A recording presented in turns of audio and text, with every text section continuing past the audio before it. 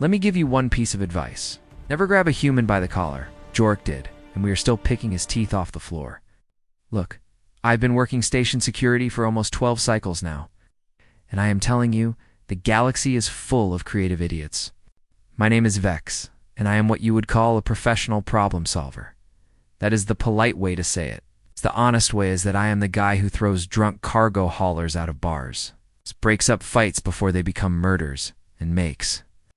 Sure, nobody starts a plasma fire in the docking bays because they thought warning signs were just decorations. I am Krath. 7 feet 2 inches of muscle, thick bone plating. It's what my supervisor calls a naturally assertive personality. What she actually means is that my species evolved on a high-gravity world where everything wanted to eat us. So we got really good at hitting things first, and hitting them hard. Our bones are dense enough to stop most small projectiles, and our muscle fibers are about 3 times as efficient as the galactic average. We are built for violence, basically, which is why station security tends to hire us. If you want someone to stand between a crowd and a disaster, you hire someone who looks like a disaster with a badge, trading. Station Keller 9 is not exactly the center of civilized space. It is more like the armpit of civilized space. If we are, being honest, we get around 40,000 transient visitors per rotation.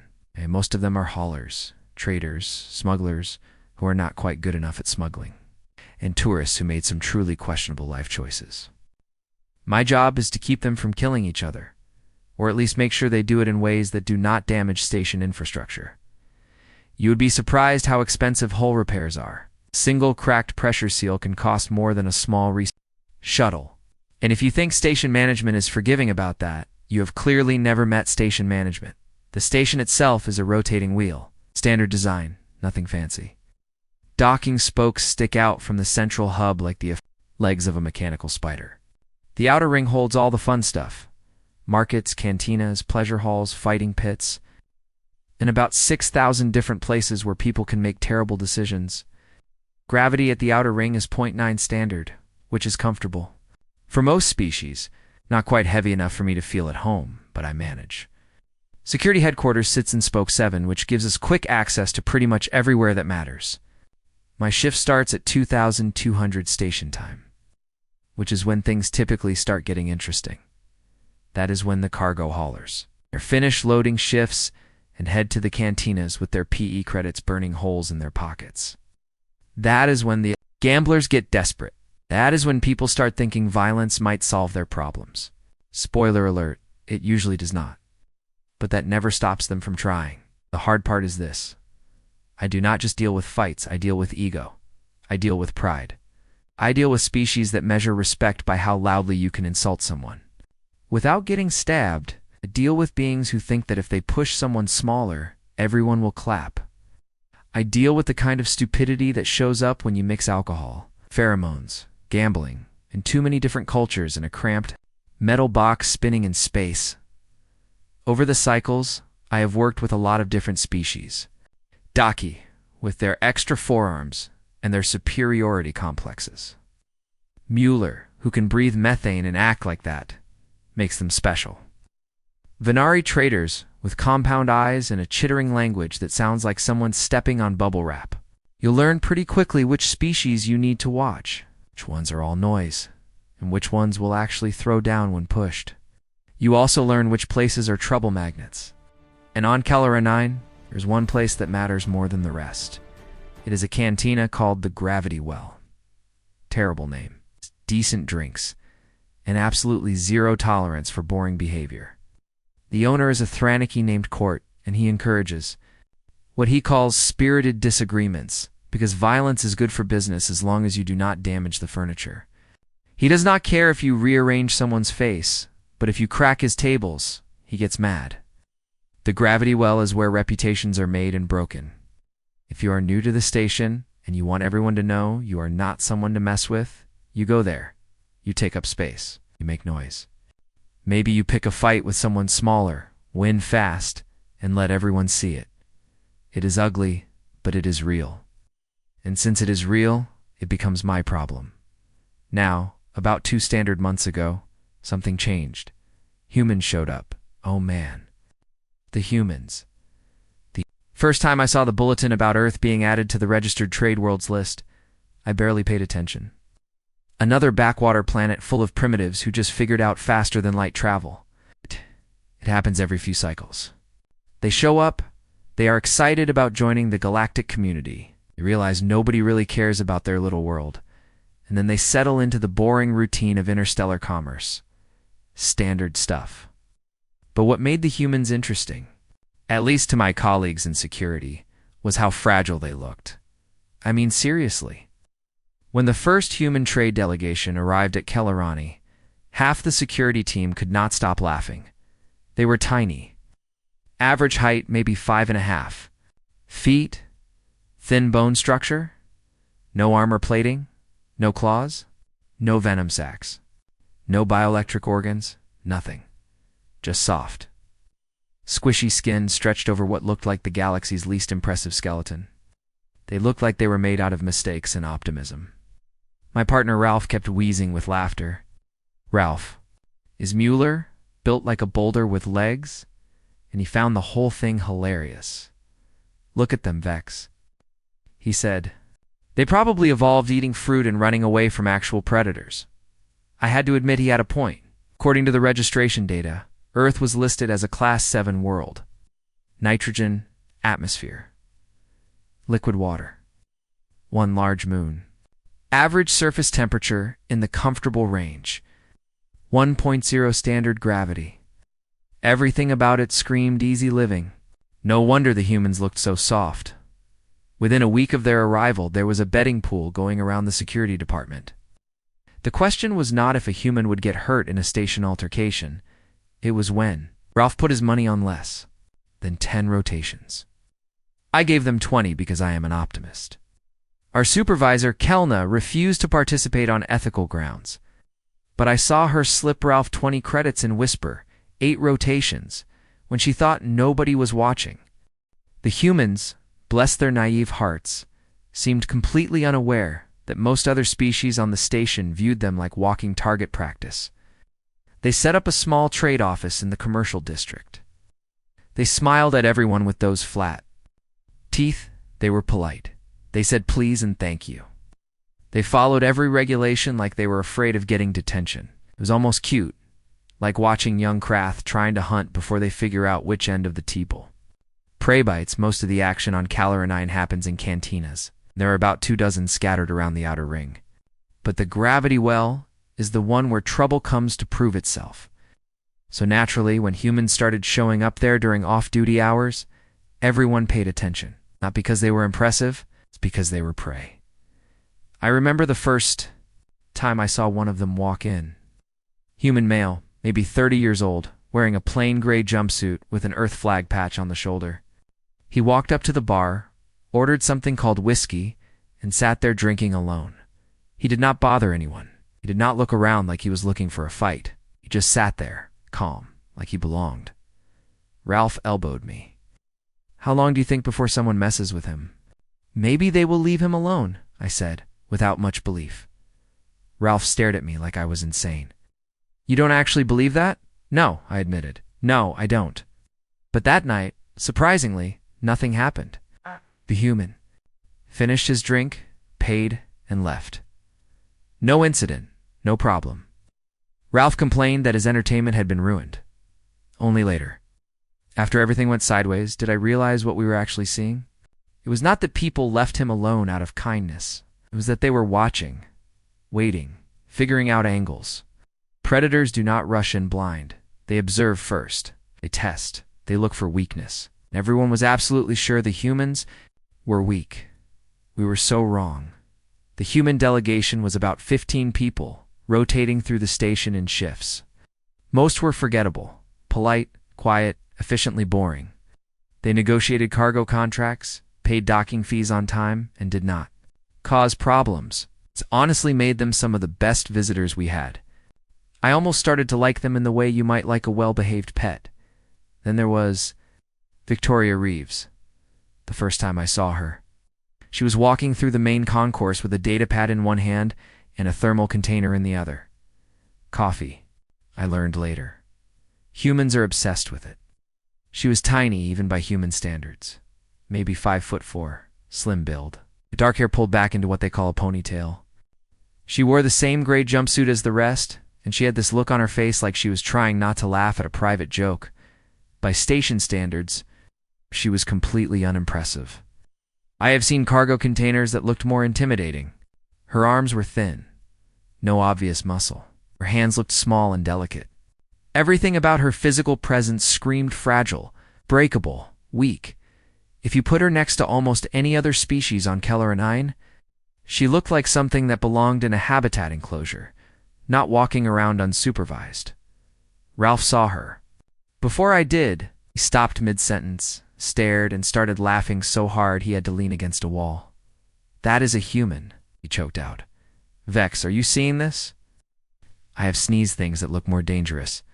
Even Kelna, who usually keeps a professional face, raised one of her facial ridges in what I can only call concerned pity. "How did they survive long enough to develop space travel?" she muttered. "Natural selection should have removed them in the first generation." Victoria walked past a group of Venari traders. They barely glanced at her. They dismissed her as irrelevant. She did not seem to notice or care. She just kept walking, sipping her coffee, completely at ease. And here's what I thought while watching her. This is what happens when evolution takes it easy on you. Earth must be a paradise world where nothing really goes wrong. Comfortable temperature, easy food, no serious predators. Humans never had to develop real survival traits. They were garden world babies. I actually felt a little sorry for them. Over the next few weeks, I noticed Victoria more often. She seemed to be the delegation's main negotiator, so she spent a lot of time in the commercial district. I saw her haggle with a Thranaki spice merchant who tried to overcharge her by 400%. She smiled the whole time and negotiated him down to a fair price within 5 minutes. The merchant looked confused afterward, like he was not sure what happened. I saw her help a Krath engineer who dropped a container of micro-components all over the deck plating. She got down on her hands and knees and helped collect tiny pieces for 20 minutes, even though it was not her mess. I saw her break up an argument between two drunk Mueller cargo haulers by simply standing between them and speaking in a calm voice until they got embarrassed and walked away. She was, from what I could tell, aggressively nice. Which is why what happened next still feels unreal, because Kelleranine has certain individuals that everyone knows. Not because they are important, not because they are respected. It's because they are problems. The kind of problems security deals with again and again. Bullies. Beings who use size and strength to intimidate smaller species, and who stay just inside the rules so we cannot permanently ban them. Grath was one of those problems. Grath is Krath. It's like me. But that is where the similarities end. I at least try to keep professional standards. Grath is just mean. 7'4" of bad attitude and worse hygiene. He works as a freelance cargo hauler, which means he loads and unloads shipments for whoever pays him. Hard physical labor. He is good at it. But he also thinks he is the center of the universe, and he treats everyone around him like furniture. He had been thrown out of the gravity well 11 times in the past cycle alone, usually for starting fights, never for finishing them, because Grath is smart enough to pick on people smaller than him. Venari, traders, Krath engineers, anyone who cannot fight back. He gets his joy from watching people flinch when he moves toward them. Security filed reports. Station management issued warnings. But Grath never crossed the line far enough for permanent removal. He always stayed just barely inside the rules, and he knew it. I had personally pulled him off 3 different people and given him the speech. About acceptable behavior, he always apologized, paid his small fine, did it again 2 weeks later. Everyone hated Grath. Everyone was also slightly afraid of him. That was exactly how he liked it. The first time I saw Grath notice the humans, something cold settled in my stomach. I knew that look. It was the look of a predator spotting easy prey. He was sitting in the gravity well 3 drinks deep clearly, heading toward a bad night. And Victoria walked past the entrance with 2 other humans. They were laughing, completely unaware. Grath watched them.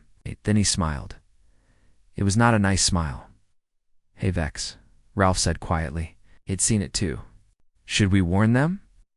I thought about it. Technically, nothing had happened yet. Cannot arrest someone for looking at someone.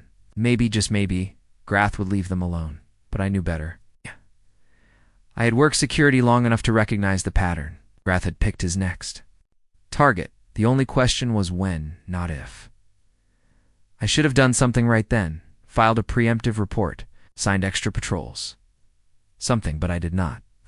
Because honestly, I figured the worst that would happen is a human would get scared, file a complaint, and then station management would finally have enough reason to ban Grath. Problem solved. What I did not consider, not even for a second, was that I had the entire situation backwards. It happened on a night cycle, about 3 weeks after the humans arrived. The gravity well was packed, which is never a good sign. When you cram 200 beings from 40 species into a space meant for half that number, and then you add alcohol, gambling, and music that is less melody and more volume, you are basically building a pressure bomb made of bad decisions. I was standing near the entrance, doing my usual scan of the room. Court, the Thraniki owner, gave me a nod from behind the bar. He knows the routine. I stay visible. He keeps serving drinks. We both pretend this is a respectable establishment. The air smelled like a chemical plant explosion. That is what happens when you mix the intoxicants and pheromones of 4 species in a room with bad ventilation. Grath was at his usual table in the back corner, already drunk. I could tell by the way he leaned too far forward and spoke too loudly to the 3 other cargo haulers with him. They were laughing. The kind of mean laughter that usually means someone gets hurt. I made a mental note to keep an eye on them. That is when Victoria walked in. She was not alone. 2 other humans were with her, both male, both slightly taller than her, but still small by station standards. One of them was named Marcus. I had checked his registration earlier. The other I did not recognize. They moved to the bar, weaving through the crowd with careful politeness that screamed newcomer. Victoria was still carrying that thermal container. More coffee. Did this woman ever stop drinking coffee? They found space at the bar and ordered drinks. The humans had started importing their own alcohol after they learned most station intoxicants either did nothing to them or made them violently sick. They talked among themselves, not bothering anyone. 3 coworkers relaxing. That was all Drat. Noticed them immediately. I saw him sit up straighter. Saw that predatory focus sharpen through his drunken haze. He said something to his companions. They turned and looked at the humans, and the laughter got louder. One of them, a Krath named Drell, shook his head like he was warning Grath off. Smart guy, Drell. Unfortunately, Grath is not smart when he is sober. And he is definitely not smart when he is drunk. Grath stood up, all 7'4" of him. He swayed slightly, but that almost made him more dangerous. Drunk people are unpredictable. Drunk bullies are worse. I started moving toward him. But the crowd was thick, and I was still about 30 feet away. When Grath reached the bar, he planted himself directly behind Victoria, close enough that she had to notice.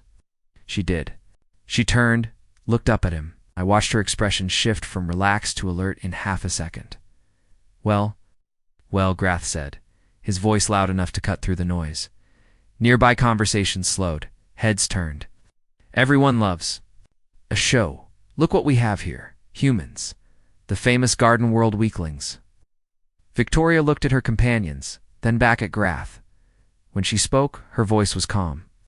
Almost friendly. Hi, she said. We're just having a drink. We're not looking for trouble. Grath laughed.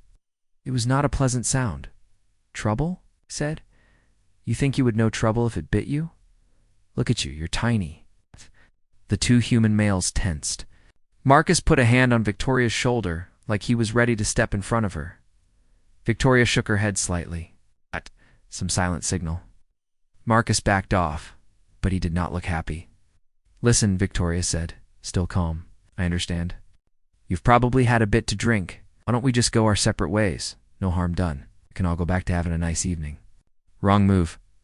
Grath heard reason and thought it was fear. Heard diplomacy and decided it was weakness. His smile widened. Oh, you understand? He said. How generous. How weak. You know what your problem is? Human. You're soft. You're whole. Species is soft. You come to our station. You walk around like you belong here, but you're nothing. Nothing. I was closer now, pushing through the crowd.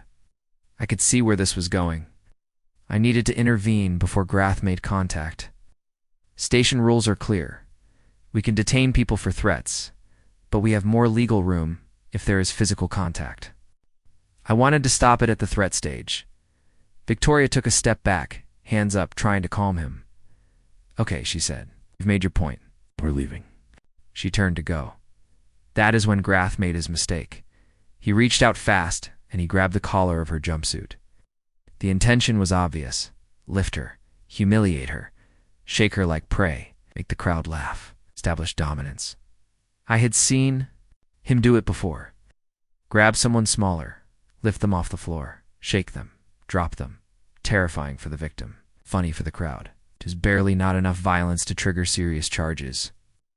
Grath loved that trick. His hand closed on Victoria's collar, and then everything went sideways. I mean that literally. 1 second, Grath was grabbing her. The next second, he was rotating through the air like a thrown piece of equipment. It happened so fast, my brain could not follow the individual movements. I saw Victoria move. I saw her body drop and twist. I saw her hands come up, and her motion was too clean to be panic, and then Grath was. Airborne, 7-foot-4. Close to 400 pounds. Airborne. He slammed into a table, occupied by 3 Mueller traders. The table exploded into fragments. Drinks flew. The Mueller scrambled away, screeching. Groth crashed onto the deck plating with a sound like a cargo container dropped from a crane. The entire cantina went silent, dead silent. Even the music seemed to stop, though maybe that was just my brain failing. 200 beings, frozen, staring at one small human woman. Victoria stood in a very specific stance, balanced, calm, hands up, looking down at Grath like she was mildly annoyed. Grath groaned and tried to push himself up. His right arm, the one he used to grab her, bent at an angle arms should not bend. Even from where I stood, I could see bone pressing against skin. A compound fracture. Bad one. Grath looked up at Victoria, and for the first time in all the cycles I had known him, I saw real fear in his eyes. Victoria tilted her head slightly as if thinking. I tried to warn you, she said, still calm. But there was something colder underneath now. I really did. But you just had to grab me, didn't you? Grath opened his mouth. Maybe to apologize. Maybe to threaten.